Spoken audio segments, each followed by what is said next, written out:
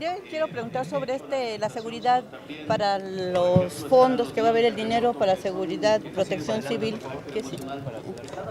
para protección civil que no se vaya a quedar en el camino este propósito de asignarle más dinero. Protección civil, ajá.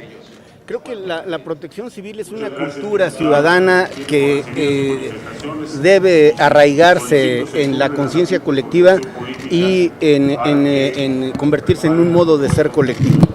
El sismo del 85 lo que hizo es aflorar la solidaridad, que es un sentimiento y una actitud propia de los mexicanos, pero se tiene que encauzar correctamente y aprovechar de la mejor manera, toda vez que de manera inesperada surgen sismos, fenómenos catastróficos que una vez más se convierten en un reto y una oportunidad para los mexicanos. Que esta expresión de luto por quienes perdieron la vida en aquel entonces se convierte en el compromiso de las presentes generaciones con la protección civil y con una solidaridad bien encauzada. El gobierno debe ser un coordinador de esfuerzos y un gestor eficaz que además establezca los mecanismos para verificar que los recursos del pueblo que se destinan a aliviar estas catástrofes lleguen a su destino, y que también tenga el gobierno capacidad de convocatoria para que haya más recursos de la sociedad civil, del sector privado, del sector social, que también se convierta en alivio para tantas familias que padecen.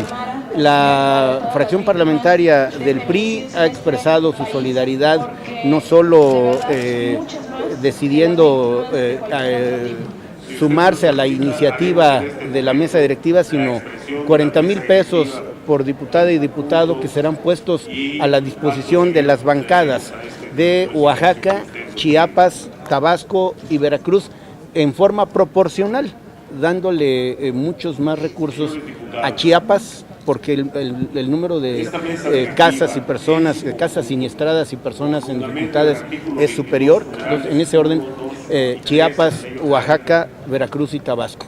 Y esto, en términos absolutos, puede ser una cantidad modesta en relación al tamaño de los desafíos, pero tiene no solo el valor económico, sino el valor simbólico de que la solidaridad no se quede en discurso. Hemos visto, diputado, que estos avances que hay en protección civil han evitado muchas muertes, comenzando por los ciclones que se han presentado en diferentes partes de la República, los refugios, las alertas tempranas. Creo que las alertas tempranas han aparecido, el sistema ha funcionado más que razonablemente, y lo que tenemos que hacer es dejar de ser escépticos cuando hay una manifestación de esta naturaleza, porque parece que sigue habiendo una alta dosis de incredulidad, cuando, para decirlo en lenguaje coloquial, con esto no se juega. Diputado, me gustaría preguntarle respecto a la nota publicada hoy por Milenio. Ya son 100,000 los muertos derivados de la lucha contra el narco. ¿Qué opinión le merece? En este sexenio no ha habido avances, al contrario, ha aumentado el número de homicidios dolosos. Es evidente que ha habido avances, lo reportó el presidente de la República en el mensaje que dio a propósito del quinto informe de gobierno. Las cabezas de organizaciones criminales, los dirigentes, casi un 90% están sujetos a proceso penal o cumpliendo sentencias condenatorias, pero es evidente que el crimen organizado, que por cierto es transnacional y tiene intereses y manejo de recursos de enorme magnitud, obligan al Estado a ser eficaz y al mismo tiempo ser respetuoso de los derechos humanos. A 12 años esta guerra contra el narco ha sido necesaria. La administración del presidente Peña Nieto ha impreso un sello distinto. No ha recurrido a la explicación de que son delitos del orden común y por lo tanto no son de su competencia. Si son ilícitos que afectan a las familias mexicanas, son competencia de todos.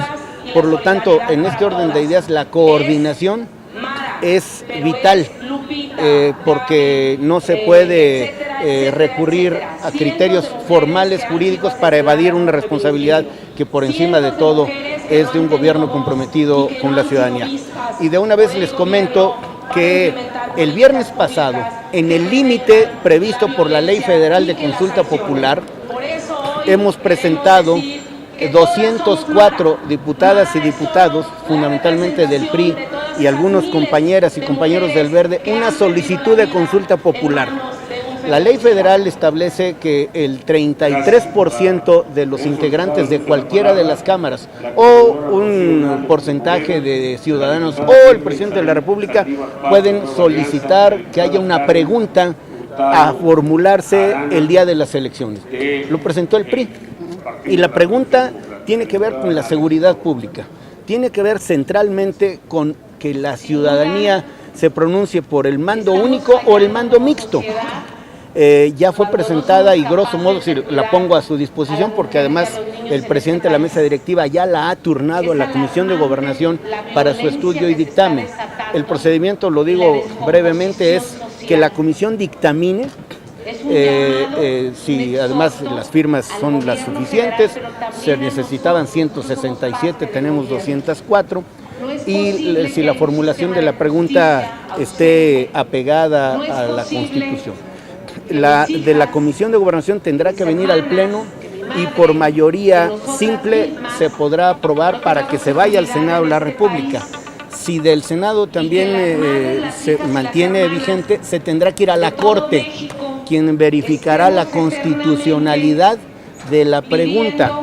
Y si pasa esa prueba o eventualmente puede ser reformulada la pregunta, al final irá al INE, quien tendrá que hacer el procesamiento de la pregunta a efecto de que sea formulada a todas y todos los electores el 1 de julio del año próximo. En otras palabras, junto con las boletas electorales, el año próximo el INE entregará a las y los ciudadanos una pregunta a propuesta del PRI si prefiere tener 32 corporaciones policíacas, una por entidad federativa, o más de 1,800 corporaciones municipales que, según datos de organizaciones de la sociedad civil o de la Oficina de las Naciones Unidas, es evidente que están mal equipadas, mal capacitadas y que han sido hasta ahora ineficaces.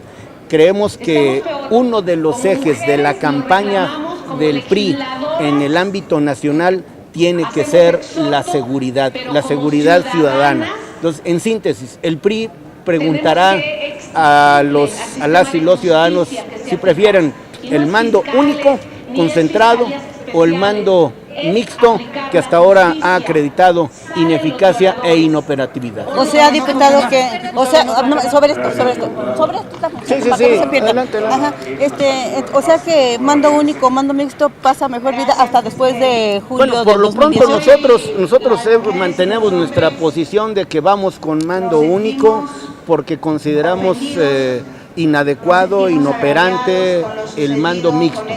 En consecuencia, como la minuta que se encuentra aquí es de mando mixto, no va a pasar. En consecuencia, esta es una de las vertientes de una agenda que conocimos hace algunos días. Pues desde ahora le digo, ese planteamiento no tiene futuro, no tiene viabilidad. Si hay posibilidad de que haya reconsideración y hay acuerdo y camine el mando único, quedaría sin efecto la consulta popular. Honradamente no veo condiciones para ello. Por eso que los ciudadanos digan si optan por mando mixto o por mando único. Preguntarles sobre el tema de Ricardo Anaya.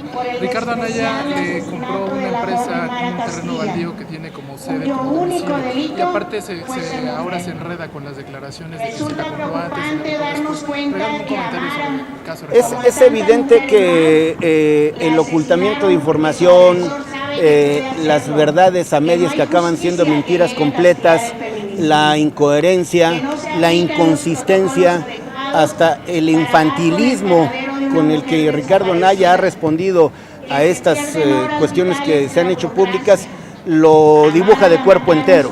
Un político que no es de fiar, un político incongruente, un político que pretende encontrar en otros sitios culpas o culpables que bien podría encontrar si se mira al espejo. Oiga, diputado, entonces... ¿Se analiza o se establece la agenda legislativa? ¿La ley de seguridad interior será prioridad? Para nosotros la ley de seguridad interior es indispensable. Y si hay un ejercicio responsable de la representación política, tendrá que conseguir una expresión mayoritaria. Hemos leído por medios de comunicación aquí representados que incluso gobernadores de extracción panista han exhortado a sus correligionarios a aprobar la ley de seguridad interior. Si no la aprueban será por mezquindad, será además con un alto nivel de irresponsabilidad, porque la ley de seguridad interior no solo es útil para las Fuerzas Armadas, sino para los ciudadanos que tienen que saber que las Fuerzas Armadas, que los militares deben tener límites para determinar, de acuerdo con la ley de seguridad interior, cuándo, dónde, quiénes y cuáles son las fronteras de la actuación de las Fuerzas Armadas. Si los principales beneficiarios de la intervención de las Fuerzas Armadas son los estados, que evidentemente han quedado rebasados en su capacidad de respuesta, sería absurdo que no respaldaran esta iniciativa noble, que al mismo tiempo que busca eficacia en la actuación del ejército, respeta cabalmente los derechos humanos. Diputado, ¿el PRI va a acatar? La última. La reforma de seguridad pública podría quedar para la próxima legislatura, porque dado que va a ser hasta las elecciones de 2018, si bien nos va, esto podría ser hasta la próxima legislatura, corriendo el riesgo de que el mando único se pierda. Depende de la decisión de otros grupos parlamentarios. Nosotros tenemos la absoluta convicción de que el mando mixto es inviable. Están las cifras y los argumentos que lo acreditan. Precaviéndonos, hemos solicitado la consulta popular en esta materia, con una buena dosis de realismo.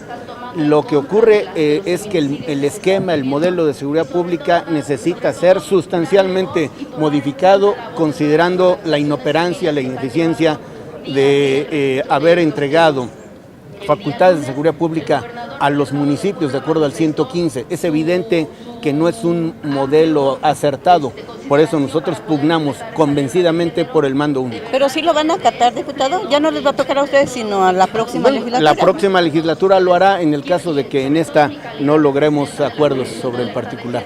Gracias. Muchas gracias, diputado.